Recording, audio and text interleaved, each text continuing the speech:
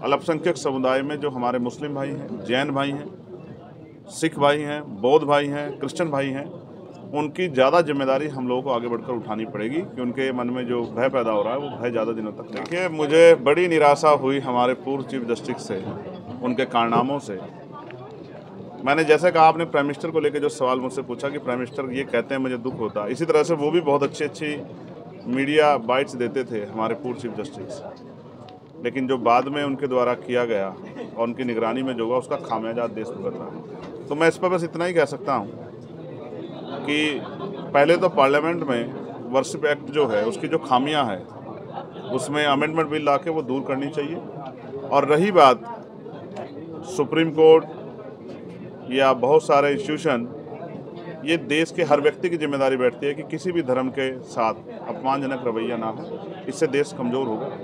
और जो सियासी साजिश की जा रही है अपने निजी फ़ायदे के लिए, जबकि उनके बड़े लीडर्स भी कह चुके हैं कि हर मस्जिद के नीचे मंदिर मत ढूंढो, लेकिन मुझे लगता है कि आज वो उनकी सोच से भी आगे निकल गए हैं। ये माहौल उन्होंने बनाया, इसका खामियाजा भी उनको भुगतना पड़ा। कि उनका जो काम है वो सराहनीय है और उन्होंने हम लोगों को बुला के जो इज्जत बख्शी है उसके लिए भी मैं उनका शुक्रिया अदा करता हूँ। और मैं उनको विश्वास दिलाता हूँ कि जब भी उनको हमारी ज़रूरत कहीं होगी तो हम आगे बढ़ के जो हैं उनके साथ खड़े रहेंगे और उनकी उम्मीदों को पूरा करेंगे। गृह मंत्री अमित शाह ने पार्लियामेंट में बाबा साहब का अपमान किया है, काफ़ी दिन बीत चुके हैं, अभी तक माफ़ी नहीं मांगी है, क्या कहना है? सभी पार्टियों ने लगभग प्रदर्शन कर लिया है, अब तक तो माफ़ी मांगी नहीं है। तो मैं भी इस बात को समझता था, मैंने तय किया अपनी पार्टी संगठन के लोगों के साथ बैठ के कि इस बार इसका परमानेंट सोल्यूशन ढूंढना है। जिस सत्ता के नशे में भारतीय जनता पार्टी के लोग इस देश के संविधान को और महापुरुषों को अपमानित करने का काम कर रहे हैं,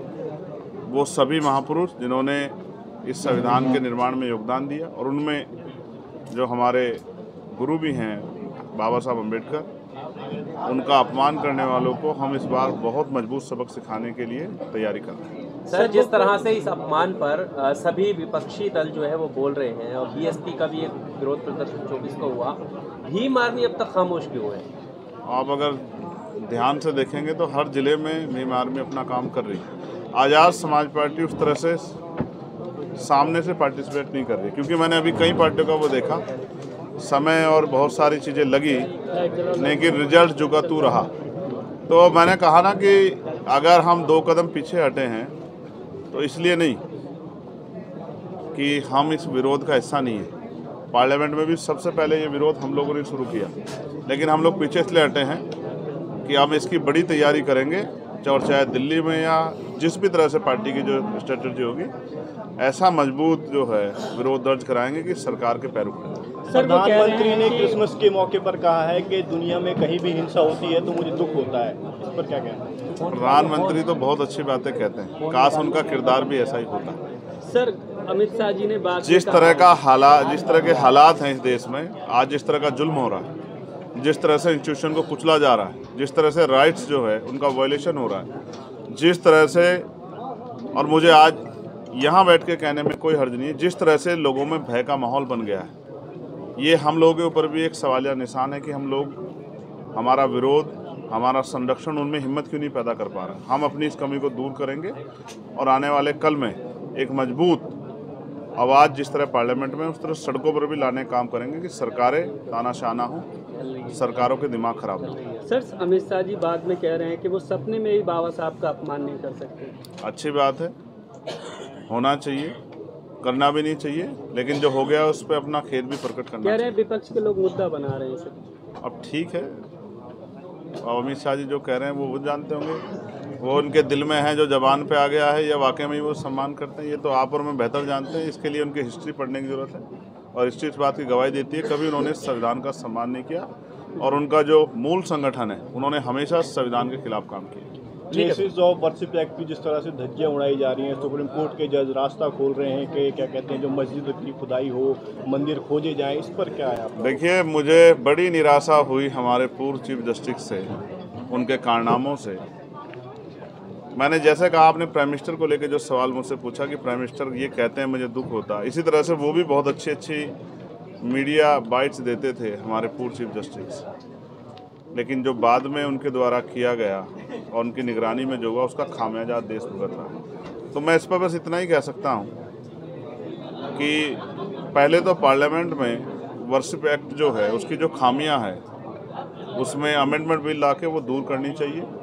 और रही बात सुप्रीम कोर्ट या बहुत सारे इंस्टीट्यूशन, ये देश के हर व्यक्ति की जिम्मेदारी बैठती है कि किसी भी धर्म के साथ अपमानजनक रवैया ना हो, इससे देश कमज़ोर होगा।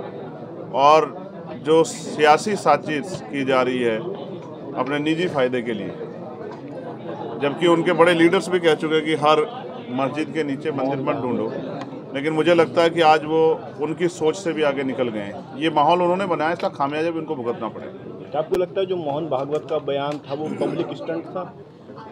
जब ये तो वही लोग जानते होंगे कि उनका बयान स्टंट था या वो जो हालात उनके द्वारा पैदा किए गए और आज जो उनसे समझ नहीं रहे हैं उसके बाद ये बात कह रहे हैं। मगर मैं स्पष्ट तौर पर कहना चाहता हूँ, सिर्फ ये देश बातों से नहीं चलेगा, संविधान के आधार पर चलेगा। और जो इस देश में अल्पसंख्यक समुदाय में जो हमारे मुस्लिम भाई हैं, जैन भाई हैं, सिख भाई हैं, बौद्ध भाई हैं, क्रिश्चियन भाई हैं, उनकी ज़्यादा जिम्मेदारी हम लोगों को आगे बढ़कर उठानी पड़ेगी कि उनके मन में जो भय पैदा हो रहा है वो भय ज़्यादा दिनों तक ना हो। क्या चंद्रशेखर जी संभल के पीड़ितों से मिलने के लिए जाएंगे?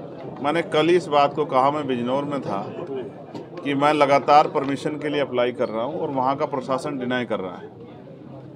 लेकिन जिस दिन मैं वहां जाऊंगा तो फिर वहां जाने के लिए बहुत लंबी लंबी कतारें लगेंगी, क्योंकि अभी तो सब किसी के मुंह से संबल नहीं निकल रहा है। कल का अगर आप मेरा प्रेस नोट ब्रीफ सुनोगे तो आपको पता लग जाएगा कि अभी मैं नहीं जा रहा हूं तो कोई नहीं जा रहा है। जिस दिन मैं जाऊँगा और मुझे परमिशन मिलेगी फिर सब लोग जाएंगे।